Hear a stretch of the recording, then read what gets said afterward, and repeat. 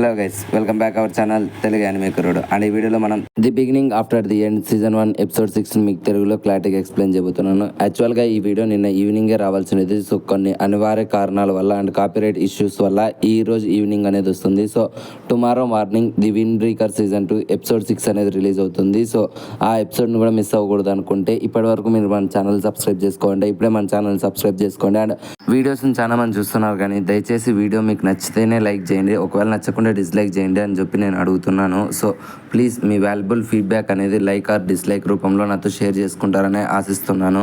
ఇంకా లేట్ లేకోకుండా ల్యాగ్ లేకోకుండా వీడియో అనేది మొదలు పెట్టేద్దామా. ఇందులో స్టార్టింగే మన ఆర్థర్ తీవ్రమైన గుండె నొప్పితో బాధపడుతూ ఉంటాడనమాట. తను మంచం మీద అలా పడుకున్నప్పుడు ఏదో ఒకటి తన ఛాతీని చీల్చుకొని బయటకు వచ్చినట్టు చూపిస్తారు. చూడడానికి అది ఒక స్పిరిట్ లాగా ఉంటుంది. ఆర్థర్ ఇలా అనుకుంటూ ఉంటాడు, అసలు ఈ స్పిరిట్ ఏమై ఉంటుంది, నా యాంగ్జైటీనా లేకపోతే నా గుండెలో ఉన్న రెస్పాన్సిబిలిటీ అనే దాని బరువా ఏంటిది అని. కాకపోతే ఇదంతా కళ ఉంటుందన్నమాట. ఒక్కసారిగా కళ్ళు తెరిస్తే తన ఆర్థర్ అనే పిలుస్తూ ఉంటారు. ఎవరా అని చూస్తే మన ఆర్థర్ ఫ్రెండ్ అనమాట. తన ఆర్థర్ మీద కూర్చొని ఆర్థర్ టైం అయింది లే అని చెప్తూ ఉంటుంది. అందుకు ఆర్థర్ ఇంకొక 10 నిమిషాలు అలాగే ఉన్నంటే ఆ మాన్స్టర్ అని చెప్తూ ఉంటాడు. అంతలోనే మాన్స్టర్, ఎవరిని అంటున్నావు, నన్ను మాన్స్టర్ అంటున్నావా అని ఆర్థర్ నుంచి పక్కకు తప్పుకొని ఆర్థర్ని కొట్టడానికి ట్రై చేస్తుంది. నువ్వు త్వరగా లేయి, మా గ్రాండ్ ఫాదర్ వెయిట్ చేస్తున్నారు, నువ్వు వెళ్ళాలి అని చెప్పి, నీ హెయిర్ చూడు ఎలా ఉందో, చింపిరిగా ఉంది అంటుంది. నా హెయిరా, నీ హెయిర్ చూడడానికి మెడోసలాగా ఉన్నావు, మళ్ళీ నువ్వు నా హెయిర్ని కంప్లైంట్ చేస్తావని అంటాడనమాట. దాంతో పాపం తనకు కొంచెం ఈగో హర్ట్ అవుతుంది. అందుకు తను ఒకవైపుగా బుంగమూతి పెట్టుకొని నిజంగానే నేను చూడడానికి అలా ఉన్నానని అడుగుతుంది. అందుకు ఆర్థర్, ఇప్పుడేమో నాకు కొంచెం డౌట్గా ఉంది, చూద్దాం మనం ట్రిప్ నుంచి తిరిగి వచ్చిన తర్వాత ఎలా ఉంటావు ప్రిన్సెస్ అంటాడు. దాంతో తన కోపం వచ్చి, నన్ను ప్రిన్సెస్ అనద్దు, టెస్సా అని పిలువు, అర్థమైందని మన ఆర్థర్ని గిచ్చుతుంది అనమాట గట్టిగా. ఇంకోసారి నన్ను ప్రిన్సెస్ అని పిలిస్తే నాకు చాలా కోపం వస్తుందని బెదిరిస్తుంది. కోపం వస్తుంది, నువ్వు ఆల్రెడీ కోపంగానే కదా ఉన్నావు అని అడుగుతాడు మనోడు. అందుకు తను ఏం మాట్లాడదు. ఇక్కడే టెస్సా వాళ్ళ గ్రాండ్ ఫాదర్ని చూపిస్తూ ఉంటారు. వాళ్ళ అమ్మ నాన్న కూడా అక్కడే ఉంటారు. వాళ్ళ అమ్మ, గ్రేట్ లార్డ్, మీరు అలాదన్ మాట కూడా ఒకసారి విని చూడండి, తను కరెక్ట్గానే చెప్తున్నాడు కదా అని అంటుంది అనమాట. అందుకు టెస్సా వాళ్ళ ఫాదర్ అలాదన్ ఇలా రిప్లై ఇస్తాడు, మీరు ఒక మనిషిని ఇక్కడ ఉండమని చెప్పి మన ట్రెడిషన్కి మీరే అగెనెస్ట్గా వెళ్తున్నారు. ఒక కింగే ఇలా ప్రవర్తిస్తే మిగతా వాళ్ళు ఎలా మన మాట వింటారని అడుగుతాడు అనమాట. అందుకు టెస్సా అక్కడికి పరిగెత్తుకుంటూ వచ్చి, నాన్న మీరు ఏం మాట్లాడుతున్నాడు, అతను నా ప్రాణాలు కాపాడాడు, నన్ను ఇంటికి క్షేమంగా తీసుకొని వచ్చాను అని చెప్తుంది. అందుకు టెస్సా వాళ్ళ నాన్న, అంత మాత్రాన తనేమి ఇక్కడున్న రూల్స్ అన్నిటిని మినహాయింపు కాదు, ఇక్కడున్న రూల్స్ని పాటించాలి, మనం తనని పంపించేయాలి అంటాడు. కాకపోతే టెస్సా వాళ్ళ గ్రాండ్ ఫాదర్ మాత్రం అలాంటిది ఏం జరగదు, నేను అనేది జరగాలి అంటాడనమాట. ఇక్కడ కొంచెం రమ్యకృష్ణలా ప్రవర్తిస్తాడు, నా మాట శాసనం అని. టెస్సా వాళ్ళ ఫాదర్కి ఇంకో ఛాన్స్ లేక యాక్సెప్ట్ చేయాల్సి వస్తుంది. వాళ్ళ గ్రాండ్ ఫాదర్ టెస్సాని అలాగే ఆర్థర్ని తీసుకొని వాళ్ళ ఫ్రెండ్ని కలవడానికి వెళ్తూ ఉంటారనమాట. దారిలో టెస్సా నిద్రపోతూ ఉంటుంది. ఆర్థర్ ఇలా అడుగుతాడు వాళ్ళ గ్రాండ్ ఫాదర్ని, గ్రాండ్ ఫాదర్ మనం మీ ఫ్రెండ్ని కలవడానికి ఇంకా ఎంత టైం పడుతుంది అని. అందుకు టెస్సా వాళ్ళ గ్రాండ్ ఫాదర్ రిప్లై ఇస్తూ, నువ్వు ఈరోజు చాలా ఉత్సాహంగా ఉన్నావు, అలాగే చాలా ప్రశాంతంగా, ఏంటి కారణం అని అడుగుతాడు. అందుకు ఆర్థర్, లేదు నేను ఎవరి పట్ల ఎలా ప్రవర్తించాలి అనే విషయాన్ని తెలుసుకున్నాను, నా యాటిట్యూడ్ని చేంజ్ చేసుకుంటే తప్ప నా చుట్టూ ఉన్న పరిసరాలకు అనుగుణంగా నేను ప్రవర్తించలేదని నేను తెలుసుకున్నానని చెప్తాడనమాట. సో దాంతో అతను కూడా హ్యాపీగా ఫీల్ అయ్యి, సరే నేను ఒక విష్ గ్రాంట్ చేస్తున్నానని చెప్తాడు. అప్పుడు టెస్సా నిద్రపోతూ తన ఆర్థర్ భుజం మీద వాళ్తుందనమాట. గ్రాండ్ ఫాదర్ తను చూసి, తను ఈరోజు పొద్దున్నే లేచింది తన పనులన్నీ చూసుకోవడానికి, అలాగే శిక్షణ తీసుకోవడానికి, అందుకే అలసిపోయి పనుకోనుంది పాపం. కాకపోతే తన పొజిషన్ వల్ల తను మిగతా పిల్లల్లో కలవకుండా ఎప్పుడు దూరంగా ఉండాల్సి ఉంటుంది, ఐసోలేట్ లైఫ్ని బతుకుతుంది తనని బాధపడతాడు. అఫ్ కోర్స్ తను ఈ రాజ్యానికి ఫ్యూచర్ క్వీన్ కాబట్టి తన ఆల్మోస్ట్ చైల్డ్హుడ్ కూడా శిక్షణలోనే జరిగిపోతుందన్నమాట. దాన్ని ఉద్దేశించి ఆయన అలా మాట్లాడుతూ ఉంటారు. ఇక్కడున్న వాళ్ళలో చాలా మంది చిన్నపిల్లలు, పెద్దవాళ్ళందరూ తన మనసును బాధ పెట్టారు. దాని కారణంగానే తను ఎవరితోనూ కలవకుండా ఉంటుంది. తన చుట్టూ తానే ఒక గోడలాగా కట్టేసుకునింది, ఎవరితోనూ కలవకుండా, ఎవరితోనూ మాట్లాడకుండా ఐసోలేట్ లైఫ్ జీవించడానికి అలవాటు పడిపోయింది నా మనవరాలని చెప్తాడు. కాకపోతే ఇన్ని రోజులకు తనకు ఫ్రెండ్ దొరికినందుకు నాకు చాలా సంతోషంగా ఉంది, థ్యాంక్స్ యూ ఆర్థర్ అని అంటాడు. ఇంతలోనే వాళ్ళు వెళ్లాల్సిన చోటు వచ్చేస్తుంది అనమాట. అంతలోనే టెస్సా కూడా నిద్రలేస్తుంది. ఆర్థర్ ఇలా అనుకుంటూ ఉంటాడు, ద కింగ్ ఆఫ్ విరోనియన్ కలవడానికి వచ్చిన ఈ ఫ్రెండ్ ఎవరై ఉంటారు, అంత యూనిక్ ఎవరై ఉంటారు, ఇంత దూరం తను ట్రావెల్ చేసి వచ్చాడు, ఒక్కసారి పిలిస్తే వీళ్ళే వస్తారు కదా అని మనసులో అనుకుంటూ ఉంటాడు. అంతలోనే తను వాకిల దగ్గరికి వెళ్ళి విరోనియలే పిలుస్తాడు. ఓ ముసలి పంది, త్వరగా బయటికి రా, ఎంతసేపు నేను బయట వెయిట్ చేయాలి, నీకు తెలియదా నేను వచ్చానని అని గట్టిగా అరుస్తాడనమాట. ఎంతసేపుకి సమాధానం రాలేదని కొద్దిగా లోపల ఏం జరుగుతుందో వినడానికని గోడ దగ్గరికి వెళ్తాడు. అంతలోనే డోర్ ఒక్కసారిగా తంతారనమాట. దాంతో అది వచ్చి మన విరోన్ ముఖానికి తగులుతుంది. ఏంటలా దయ్యం పట్టిన వాళ్ళ అరుస్తున్నావు అని గట్టిగా తిడుతుందనమాట. ఆ తర్వాత రియోన్ తన్ని చూసి తన ఇద్దరి చిల్డ్రన్స్ కి పరిచయం చేస్తాడు. సో చిల్డ్రన్, తినే నా ఓల్డ్ బెస్ట్ ఫ్రెండ్, అలాగే తను ఒక గ్రేట్ సాసరర్ కూడా. తన దగ్గర చాలా యూనిక్ టెక్నిక్స్ ఉన్నాయి, మీరు అవన్నీ నేర్చుకోవాలి. తన పేరే రైనా డ్రకార్సర్ అని ఇంట్రడ్యూస్ చేస్తాడు. ఆర్థర్ మాత్రం తను చూసి తనకు యూనిక్ శక్తులు ఉన్నాయి అంటే బహుశా తను కూడా ఆలెస్ లాంటిది అయి ఉంటుంది అని ఆలెస్ని ఒకసారి గుర్తు తెచ్చుకుంటాడు. తర్వాత వాళ్ళందరూ లోపలికి వెళ్ళి ఒక టేబుల్ మీద కూర్చొని ఉంటారు. అప్పుడు ఆర్థర్ అడుగుతారనమాట, సో గ్రాండ్ మా, మీ దగ్గర చాలా గొప్ప యూనిక్ శక్తులు ఉన్నాయని తెలిసింది, మాకు అవన్నీ నేర్పిస్తారని అడుగుతాడు. అందుకు తను నవ్వి, ఈ ముసలోడి మాటలని నమ్మద్దండి, చాలా తెలివిగా మనుషులు మునగ చెట్టు ఎక్కించే రకము, తను చెప్పేవన్నీ గొప్పలే, తను వాటిని యూనిక్ శక్తి అని అంటాడు, కానీ నాకు తెలిసినంత వరకు నేను దాన్ని డివైనర్ అని పిలుస్తానని చెప్తుంది. ఇంతలోకే తను ఆర్థర్ని చూసి, నువ్వు చాలా స్పెషల్ చైల్డ్వి, నిజానికి నేను ఎంత ట్రై చేసినా నీ మనసులో ఏముందో తెలుసుకోలేకపోతున్నాను, పైగా నేను నీ పాస్ట్కి సంబంధించిన కొన్ని విజన్స్ కూడా చూడగలుగుతూ ఉన్నాను, నువ్వు మిగతా వాళ్ళలా కాదు, ఇక్కడికి అనుకోకుండా రాలేదు, ఒక నిజమైన లక్ష్యంతోనే ఇక్కడికి వచ్చావు కదా అని అడుగుతుందన్నమాట. తను ఆర్థర్ ముందు ఒక పెద్ద బౌల్లో నీటిని పెట్టి, ఆర్థర్ నిజం చెప్పు, నువ్వు మీ అమ్మ నాన్న చూడాలనుకుంటున్నావా అని అడుగుతుంది. అందుకు ఆర్థర్ కూడా, ఊను నేను నిజంగానే వాళ్ళని చూడాలనుకుంటున్నానని చెప్తాడు. అయితే నువ్వు కళ్ళు మూసుకొని మీ అమ్మని తలుచుకో, వాళ్ళు ఎలా ఉంటారో ఊహించుకో, అలాగే తను నీకు కనిపించగానే తనతో మాట్లాడని చెప్తుంది అనమాట. తన శక్తిని ఉపయోగించి ఆర్థర్తో నువ్వు మీ అమ్మతో మాట్లాడని చెప్తుంది. ఆర్థర్ వాళ్ళ అమ్మని గుర్తు తెచ్చుకుంటాడు. రెడ్ చేసినట్లుగా ఉండే తన హెయిర్, అలాగే తను చాలా జెంటిల్, అలాగే వామ్ చేతులు కలిగి ఉంటుంది, చాలా మృదువైన శరీరం తంది, తన గురించి గుర్తు తెచ్చుకుంటూ ఉంటాడనమాట. అంతలో ఒక్కసారిగా నీటిలో తనకు వాళ్ళమ్మ ప్రతిబింబం కనిపిస్తుంది. వాళ్ళ నాన్నను కూడా తలుచుకుంటాడు. అచ్చం ఒక బ్లూ ఐస్ కలిగి ఉన్నవాడు, అలాగే మా ఇంటికి ఒక మెయిన్ పిల్లర్ లాంటి వాడు, చాలా మంచివాడు, ఒక గొప్ప యోధుడు అని వాళ్ళ నాన్నను కూడా తలుచుకుంటాడు. ఇంతలోనే ఆర్థర్కి వాళ్ళ అమ్మ నాన్నలు కనిపిస్తారనమాట. వాళ్ళ అమ్మ నాన్న భోజనం చేస్తూ ఉంటారు.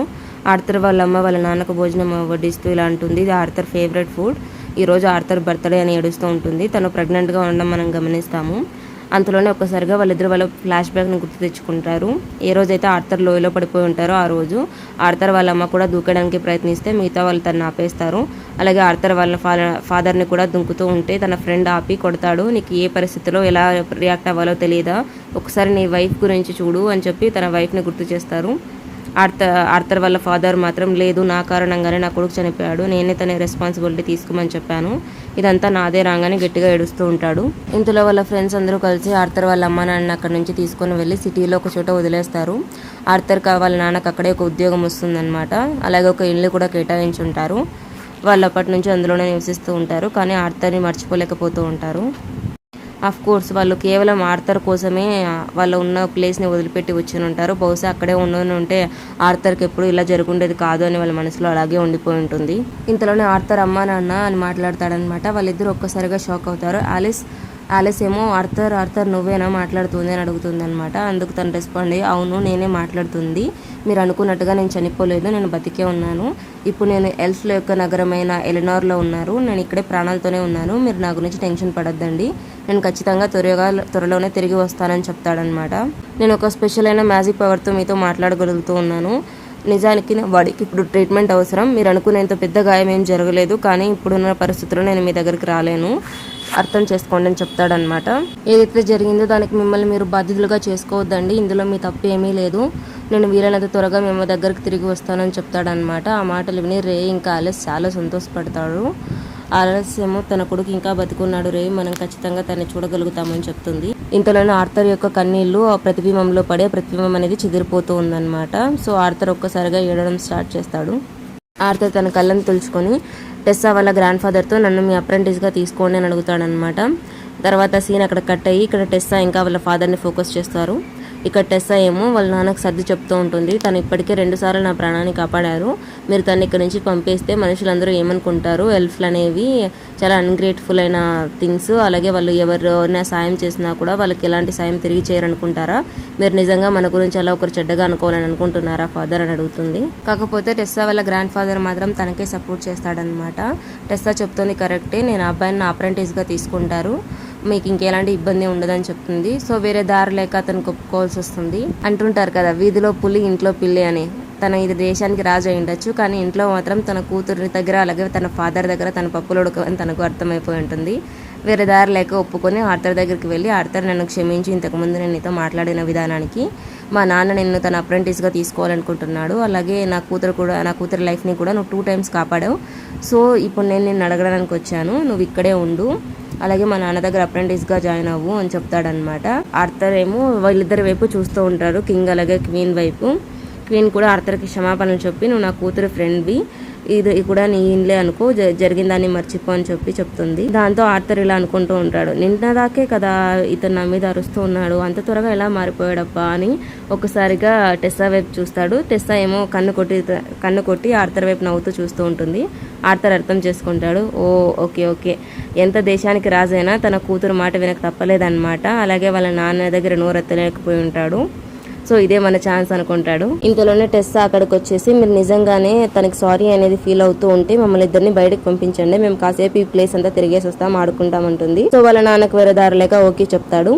టెస్సా ఏమో ఆర్థర్ని తీసుకొని విలేజ్లో సంత చుట్టూ తిరుగుతూ ఉంటుంది. ఆర్థర్ ఏమో, నేను ఫస్ట్ టైం ఎల్విస్ ప్రాంతానికి వచ్చాను, ఇక్కడ చూడడానికి చాలా బాగుంది అని మనసులో అనుకుంటూ ఉంటాడు. వాళ్ళు అలా సంతలో తిరుగుతూ ఉండగానే ఎవరో ఒక అబ్బాయి వచ్చి మన ఆర్థర్కి డాష్ ఇస్తాడనమాట.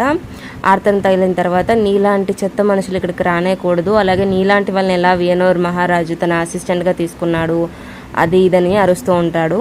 అతని చుట్టూ ఇంకా 4 చేరి వాళ్ళందరూ ఆర్థర్ నెగతాలు చేస్తూ ఉంటారు. ఆర్థర్ వచ్చా, నా రెప్యుటేషన్కి నేను వీళ్ళతో ఫైట్ చేయాలా ఇప్పుడు అని డిస్గస్టింగ్గా ఆలోచిస్తూ ఉంటాడు. అంతలోనే టెస్సా ఇలా అంటుంది, నువ్వు వాళ్ళని ఏం పట్టించుకోవద్దు ఆర్థర్, ఇక్కడ ఇలాంటి వాళ్ళు నార్మల్గానే ఉంటారు, నేను వాళ్ళతో డీల్ చేస్తానంటుంది. అందుకు ఆర్థర్, లేదు నువ్వు ప్రిన్సెస్వి, నువ్వు ఇలాంటి వాళ్ళ నోట్లో నోరు పెట్టకూడదు, మంచిది కాదు అని చెప్తాడనమాట. అందుకు ఆ అబ్బాయి రెస్పాండ్ అయ్యి, ప్రిన్సెస్ మీరు చాలా గొప్ప పొజిషన్లో ఉన్నారు, ఇలాంటి వాటితో తిరిగితే మీ రెప్యుటేషనే చెడిపోతుంది, మీరు మనుషులతో కాదు మా లాంటి ఎల్ఫ్లో తిరగాలి, దయచేసి నాకు అనుమతి ఇవ్వండి, నేను ఇక్కడ ఎస్కాట్ చేస్తాను, ఇక్కడ ఏమున్నాయని చూపిస్తాను అని చెప్తాడనమాట. అలాగే వాడు ఆర్థర్తో, నేను చాలా కోపిస్టోని, నా దారికి వస్తే నేను చంపేస్తానని బెదిరిస్తాడు. ఇక్కడే మన ఆర్థర్ కూడా పెద్దని సినిమాలో రజనీకాంత్ లాగా, ఓ కోపిస్ట్ sir thank you so much, ఇది the first time I meeting you, so glad to you sir అని చెప్పి వెళ్తాడు. దాంతో అతని కోపం వచ్చి, ఓకే నా గురించి నీకు తెలుసా అంటాడు. అంతలోనే గట్టిగా అరుస్తాడు, నా పేరు కోపిస్టోడు కాదు, ఏమనుకుంటున్నాను అది ఇది అని. కాకపోతే మన ఆర్థర్ అక్కడితో ఆగడు, తన రివర్స్ లో తన మీదే జోక్స్ వేస్తూ అతను ఎగతాలు చేస్తాడనమాట. వేరే దారి లేక వాడు కూడా అక్కడి నుంచి వెళ్ళిపోతాడు పాపం. కాకపోతే అంతలోనే ఫెరీద్ కి తను ఏం మాట్లాడారో అర్థమయ్యి కోపంగా అరిసి తన దానికి రెడీ కమ్మంటాడు అనమాట. టెస్సా కోపం వచ్చి, నువ్వేం మాట్లాడుతున్నావు, తను ఎవరో తెలుసా, మహారాజు యొక్క అప్రెంటిస్, నువ్వు తన్నే దానికి పిలుస్తున్నావా అని అడుగుతుందనమాట. అవును, ఎందుకంటే నాకు మా నాన్న నేర్పించారు, ఎప్పటికీ కూడా నువ్వు ఇన్సల్ట్ అనే దాన్ని తీసుకోవద్దని, ఎవరైతే నేను ఇన్సల్ట్ చేశారో వాళ్ళు తిరిగి నువ్వు ఇన్సల్ట్ చేయాలని, అందుకే నేను తన డ్యూయల్ కోసం అని పిలుస్తున్నాను, చూద్దాం తన శక్తి ఎంతో నా శక్తి ఎంతో అని చెప్తాడనమాట. అక్కడ చుట్టూ ఉన్న వాళ్ళు అక్కడే ఆగిపోయి ఎవరు ఏం మాట్లాడకుండా ఉంటాడు. ఆర్థర్ ఏమో ఆలోచిస్తూ, ఇక్కడున్న వాళ్ళకి బహుశా ద్వంద్వ యుద్ధం అంటే చాలా తేలికైందేమో, సరే ట్రై చేద్దాం, పోయేదేముంది అని చెప్పి టెస్సాతో ఓకే నేను రెడీ అని చెప్తాడు. టెస్సా ఏమో కాసేపు అయిన తర్వాత ఓకే ఫైట్ స్టార్ట్ అని చెప్తుంది. వాడేమో పెద్ద యోధుడు మాదిరి పరిగెత్తుకుంటూ వస్తాడు. ఆర్థర్ జస్ట్ ఒక గుద్దుతో 1 కిలోమీటర్ దూరం పడతాడు. సారీ, నేను చాలా గట్టిగా కొట్టేసినట్టున్నాను పాపం అనుకుంటూ ఉంటాడు ఆర్థర్. వాళ్ళ ఫ్రెండ్స్ ఏమో ఫెరీత్ లేలే అని లేపుతూ ఉంటారు. టెస్సా ఏమో, నాకు తెలుసు ఇలా జరుగుతుందని, అందుకే నేను తింగరోడికి చెప్పాను వద్దురా అని, వాడు నా మాట వినలేదు, సరేలే చేసిన వాడికి చేసినంత, పోతే పోయాడు, మన పద ఆర్థర్ ఇక్కడి నుంచి వెళ్ళిపోదామని చెప్పి ఆర్థర్ని తీసుకొని వెళ్ళిపోతూ ఉంటుంది. వాళ్ళు మార్కెట్లో చాలా వస్తువుల్ని చూస్తారు, తింటారు, అలాగే లైబ్రరీకి వెళ్ళి బుక్స్ అన్ని చదువుతారు, రకరకాల వస్తువులన్నీ కొంటారు. ఆ రోజంతా చాలా సంతోషంగా జరుగుతుంది ఆర్థర్కి. కాకపోతే ఈవినింగ్ టెస్ట్ అడుగుతుంది, రేపటి నుంచి నీ ప్రాక్టీస్ స్టార్ట్ అవుతుంది కదా, నీకు అందుకే ఆల్ ద బెస్ట్ అని చెప్తుంది. టెస్సా వాళ్ళ గ్రాండ్ ఫాదర్ ఆర్థర్తో మరొకసారి అడుగుతారు, ఒక్కసారిగా ఆలోచించుకో, నువ్వు అనుకున్నంత తేలిక కాదు ఇది, నువ్వు నీ కోపాన్ని అలాగే నీ శక్తిని అన్నిటినీ అదుపులో పెట్టుకోవాల్సి ఉంటుంది.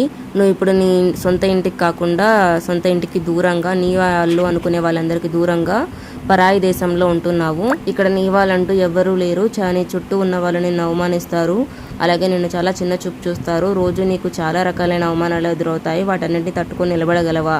నీ కోపాన్ని అదుపులో ఉంచుకొని నువ్వు ఈ ప్రాక్టీస్ని స్టార్ట్ చేయగలవా?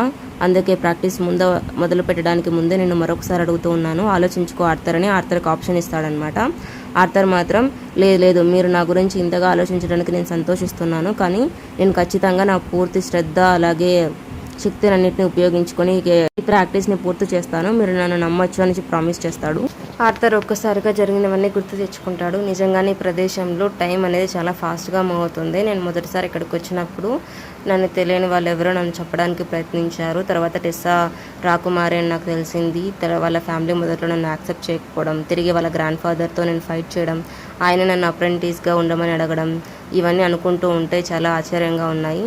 నిజానికి నేను ఇక్కడ నేను ప్రూవ్ చేసుకోవాలి. రోజు రోజుకు నేను మరింత బలవంతుని అవ్వాలి. నా ఫ్యామిలీని ప్రొటెక్ట్ చేసుకునేంత శక్తి నాకు రావాలి. నేను మా వాళ్ళ దగ్గరికి త్వరగా వెళ్ళాలి అంటే ఆ డోర్ ఓపెన్ అయ్యేంత వరకు నేను కావాల్సినంత శక్తిని సమకూర్చుకోవాలి, చాలా విషయాలు నేర్చుకోవాలి అని మనసులో అనుకుంటూ ఉంటాడు. అండ్ ఈ సీన్ తోనే ఈ ఎపిసోడ్ అనేది ఎండ్ అయిపోయింది ఫ్రెండ్స్. అండ్ ఈ ఎపిసోడ్ కి ఒక పోస్ట్ క్రెడిట్ సీన్ కూడా ఉంది. అండ్ ఆ సీన్ లో 3 years తర్వాత అనేది చూపిస్తారు. టెస్సా కొంచెం పెద్దగా ఉంటుంది. యాజ్ యూజువల్ తను ఆర్థర్ని నిద్ర లేపడానికి ట్రై చేస్తుంది. ఎంతసేపటికి ఆర్థర్ లేకపోవడంతో మన శక్తిని తన కాళ్ళ మీద ఉపయోగిస్తుంది అనమాట. ఆర్థర్ సరే నువ్వే గెలిచావు, సారీ ఆయన నువ్వు మామూలుగా కూడా లేపొచ్చు కదా, మన శక్తిని ఇలా కూడా ఎవరైనా యూజ్ చేస్తారా అని అడుగుతాడనమాట. నేను నిజానికి చాలా ప్రేమగా చాలా మామూలుగానే లేపడానికి ట్రై చేశాను, నువ్వే నా మాట వినలేదు, సో అందుకే నేను ఇలా చేయాల్సి వచ్చింది, నాకు వేరే దారి లేదు అని చెప్తుంది అనమాట.